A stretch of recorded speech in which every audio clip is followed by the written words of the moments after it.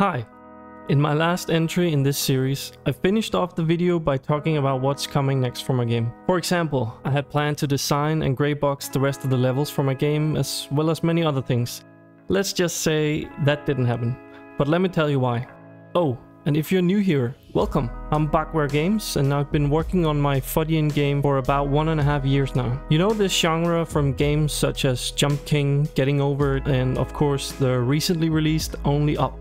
My take on the genre is making it a wacky physics-based game, but the key selling point is an in-game level editor, where people can create and share their levels with their friends and the community.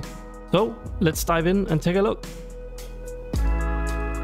As my title and thumbnail suggest, it's time to get serious. I want this game on Steam, and I want to start gathering wishlists and build a community as soon as possible. That requires a lot of work that's not directly tied to adding new features for your game, but mostly a lot of things outside the game. I've been doing a lot of marketing research on how to prepare your game for Steam, and I have to give a huge shout out to Chris Zukowski from howtomarketagame.com. He basically teaches you all you need to know about marketing your indie game, and most of his stuff is free. He has a few GDC talks and lots of material and blog posts on his website. Go check him out if you're in a similar position.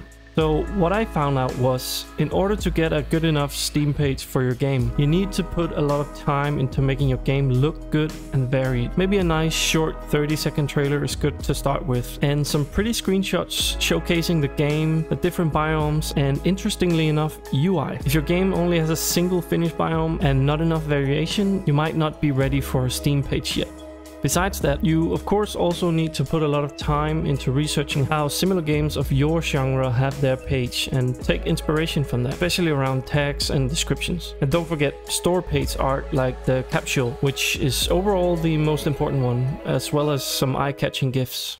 Also, another important step, you need an actual company to become a Steam partner. So I had to figure out how to properly set up a legal entity in my country and make sure I got everything right with the tax offices and so on. I wanted to have some sort of graphic visualization to illustrate my road to a Steam page release. So I sat down in Affinity Designer and came up with this. As you can see, here are all the must-have features that I currently need to finish the game. Those marked with MVP are those I need to have ready for when my Steam page launches. Green means finished. Yellow means work has begun but isn't finished yet. White simply means no progress has begun. This is a timeline visualizing how far I'm currently at. As you can see, there's a lot of yellow but not a lot of green. This is mostly due to not counting any of the previous work I've done so far, so it should turn more and more green over time. Of course, this is just a general overview. I still use my Kanban board on my day-to-day work to manage the lower level tasks. So after all this, I felt like I had a solid plan, so I was ready to sit down and do some actual development now. The first thing I wanted to tackle was the audio design. Many developers, including myself, often wait till the very last moment to implement audio and sound effects and severely underestimate the time and effort it actually takes to implement good audio. Sure, you can fire off some basic sound effects whenever X thing happens and call it a day, but if you really want to make it feel good too, you gotta put more time into it. This requires you to find and sample multiple sound effects, combine and layer them all together and apply various effects to get the desired result you want. Not only that, but from an implementation standpoint, you also need to expose a lot of state about your game, your characters, and your entities so that you know exactly when and how to play those sound effects. For example, in my game, whenever Clock Norris slides along the floor, I didn't want to just instantly play a slide sound effect and then turn it off when he stopped sliding. It doesn't sound natural. I wanted to smoothly transition the volume so that it matches the velocity, and for that I had to actually calculate in my character when he would or wouldn't be in that slide state. He should only be sliding when he's moving along a floor or a slope, but not against the wall. So now the slide effect gradually rises and lowers in volume based on the slide state and the character velocity. It's still not perfect, but I think it's pretty good for now. I implemented a lot of the sound effects that I wanted, so let me show you this next clip and you can give it a listen.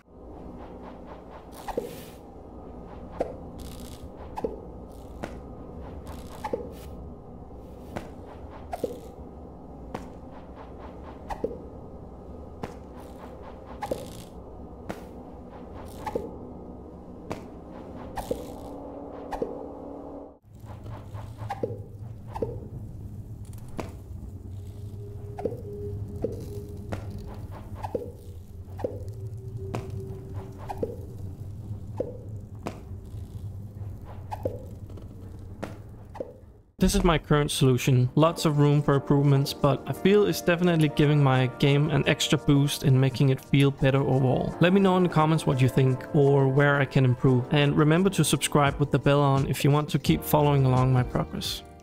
Next up, I wanted to add the art for my second area of the game. I call this the slums for now. As mentioned in one of my previous videos, it's heavily inspired by Blighttown and Valley of Defilement from the Souls games. I'm somewhat happy with the result, but I still feel it's lacking dynamic details and depth. A few of you have suggested adding a parallaxing effect to the backgrounds, and while I do agree that would help, it's just not that easy to implement when I also have to consider a solution for it to work within my level editor. But I'm definitely not giving up on this feature. It just needs some more time in the oven to figure out a proper solution. So thank you for suggesting it.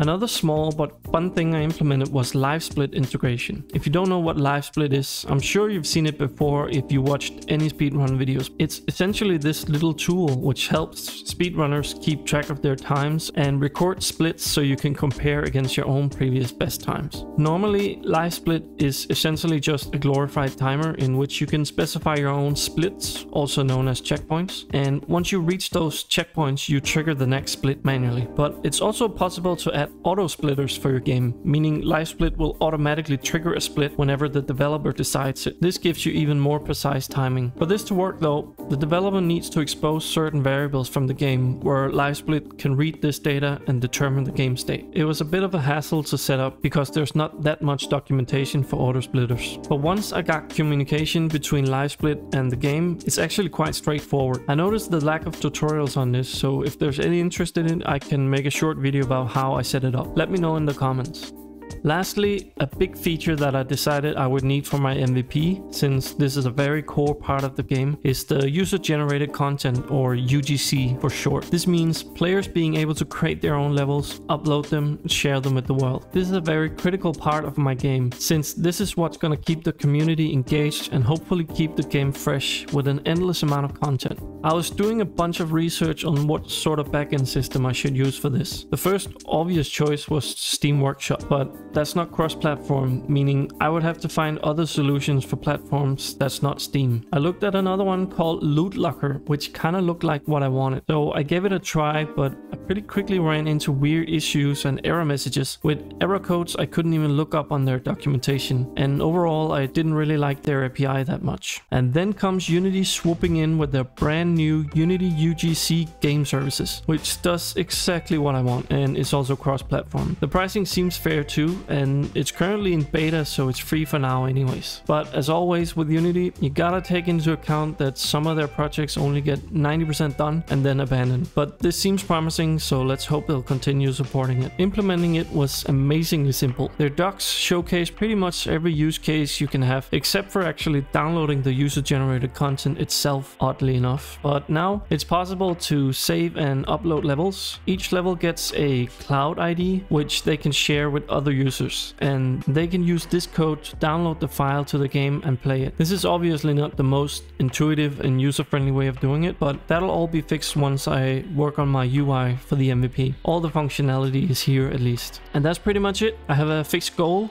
I feel good about it and know exactly what I need to do to get there. I just need to keep at it. Oh, and the response to my previous video has been amazing, so thank you all for your support. It's truly encouraging to see. Let's get this game on Steam, shall we? I'm out. Cheers.